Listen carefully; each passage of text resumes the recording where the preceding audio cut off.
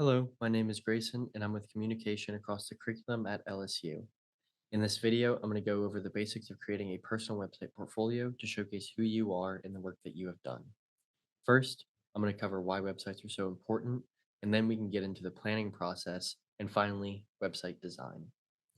So first, why a website? Well, according to the American Association of Colleges and Universities Employer Survey, who surveys hundreds of employers in many sectors around the world, respondents are 89% more likely to consider hiring candidates when they have a portfolio that shows off their skills and accomplishments. This means that having a portfolio gives a significant boost to your ability to find a job or get into graduate school when you graduate. And the reason why they're more likely to hire someone with a portfolio can be explained with this triangle. When the audience, potential employers, graduate schools, is able to understand who you are as a communicator and your message, those being goals, skills, and related experiences, they have a better idea of who they are hiring, and it makes you stand out as a potential candidate among others. Now, hopefully, you understand why portfolios are so important. So, let's get a little bit into the planning process. When you start planning, step away from the computer. If you start planning on your website creator, that being on Wix or Weebly or any other like Google sites, trust me, it's really hard to change anything because you'll feel like it's perfect or it's too hard to adjust anything later on.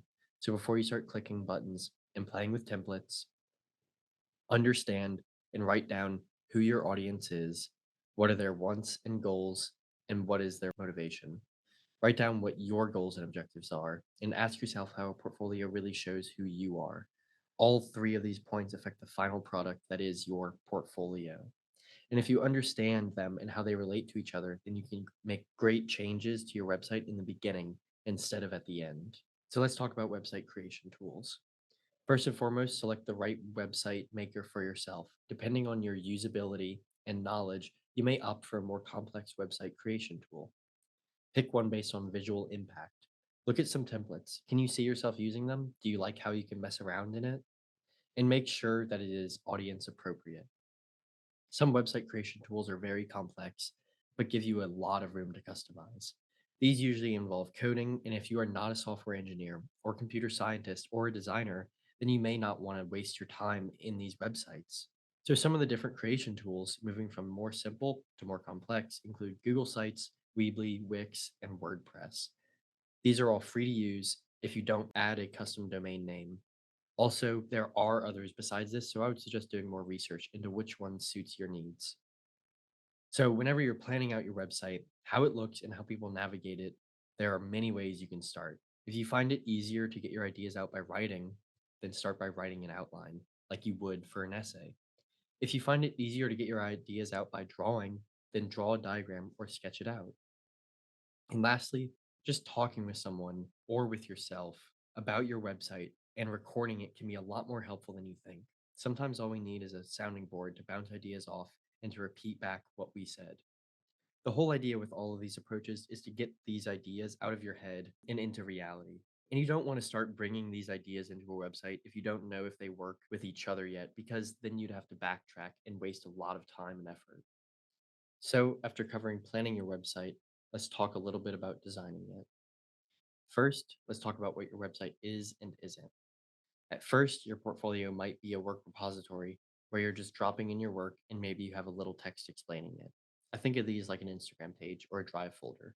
All of the pictures are there and they're understandable, but there's little to no connection to the rest of your work or there being an overarching message. After working on your portfolio, it should not be a repository. Your work should start to relate to each other. Your portfolio should show who you are, and all of your work should relate back to your overall message, like a multisensory narrative. There should be identifiable patterns between your projects, works, and experiences. Doing this will help users navigate your website with ease. Some things to consider is first, your website is a nonlinear narrative. You can't control how a person moves throughout it, so whatever page they go to first or last needs to be standalone, so create multiple routes. But you don't want those pages to not relate to each other. Just keep that in mind. Second, your website needs to be self evident in its organization. This means that your audience should be able to understand what the website is about from the initial landing page. You can add items to the landing page that describe who you are and what your portfolio is about, or showcase some of your work. The tabs, which are the different pages that you're building, can be used to navigate your website, and they're a necessary tool to tell the audience about yourself, your interests, and experiences. All of these items are audience specific, so some landing pages might be better than others for you.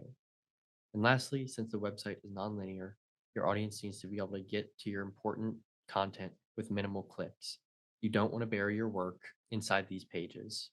So let's look at an example for navigation. This is Olivia's landing page for her portfolio. Looking at the tabs at the top, I can see that she has international experience and likes traveling to other countries. She has experience being a leader, and maybe she wants to be a leader later. And she did some volunteer service. She also has projects page where I can easily swap to learn more about her specific interests. How easy it is to navigate your website can be dependent upon your overall layout. I'm specifically talking about the layout of your individual pages. To make your site easily navigable, you should order your information based on importance. This means that there should be a clear hierarchy with your page layout. I'm talking about titles, headings, and subheadings. You can mess around with font size, bolding of words, and images. The bigger images usually catch someone's eye before the smaller ones do, and you don't have to list information chronologically. Next, you should keep every page relevant. This piece of advice works with how we talked about navigating your website. Every page should link back to the purpose of the website, and if it's not easy to move through and easy to flip through, then your audience will not be able to understand the message of your portfolio. Simplicity is key. The simpler your pages and the more concise your information, the better. You don't want to overwhelm your audience with information. When someone moves throughout your portfolio, they may spend 30 seconds per page. If you can help them understand everything they need to in that amount of time, then they are more likely to understand who you are. If you want to add more information, then link out your information to a PDF or a website. So let's look at another example and focus specifically on page layout. This is Devon's website. She is a marine biologist. From the start, your eyes might be immediately drawn to the top of the screen. This is because of the font size and the large image that contrasts with the rest of the page. Next, you may look at the picture of her and understand that this page is an About Me page. Let's click on her Experiences tab to see what she likes to do or wants to do. And as you can see, it's pretty obvious to tell what text goes with which image in the hierarchy of descriptors. She even has a caption below each image that describes exactly what the image is showing and a hyperlink below that if someone wants to learn more about their specific experiences. Something that contributes to Devon's website is the simplicity of her text. Something you may have noticed is that both the portfolio's landing pages that I showed start with an About Me section. This isn't required and is dependent upon the field you want to work in. Some fields find it helpful, but others fields would rather focus on your work and your products rather than who you are. This is why it's important to understand your message and your audience's wants. And speaking of big decisions, a big one to make are the colors you show. Colors can convey meaning, signal organization, and help the narrative connect. Let's go and look back at Devon's colors. She is a marine biologist, so naturally she picked blue as her main color. She made it clear that everything that is important and should be paid attention to is that dark blue color, including all of her headings are bolded in blue. What Devon hints at is that color can have meaning. Think about your audience and the field you want to go into. Colors can be audience specific. Does your audience have a specific colors that signal or resemble certain items or practices? Blue being water, red being fire. All of these are contextual and should relate back to your intended message because your design is your message. I'm being over the top with this image to show that your audience will relate information together that you may not relate together. And if your message is not clear and you show something like this as a background, then it leaves the audience guessing as to who you actually are or what you mean. Your website is a public site. That means that you need to be extra careful to not use copyrighted images. If you can, use images that you have taken yourself or those that show you. But if you don't have any of that work, then make sure that you search on the Creative Commons or public domain images and cite them so that no one finds you and that the public can see that you are giving credit to the photographer.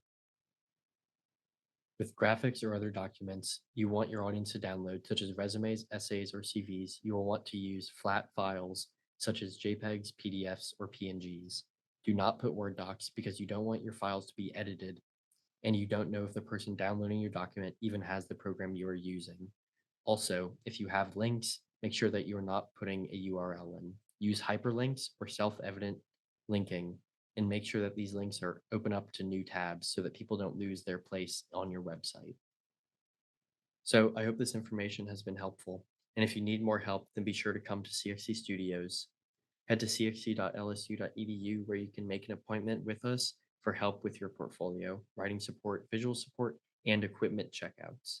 We can help in many different ways and many different phases of the creation of your website, whether it be during the brainstorming phase, the rough draft phase, or the final push before you send it out. We're here to help you, and thank you for listening.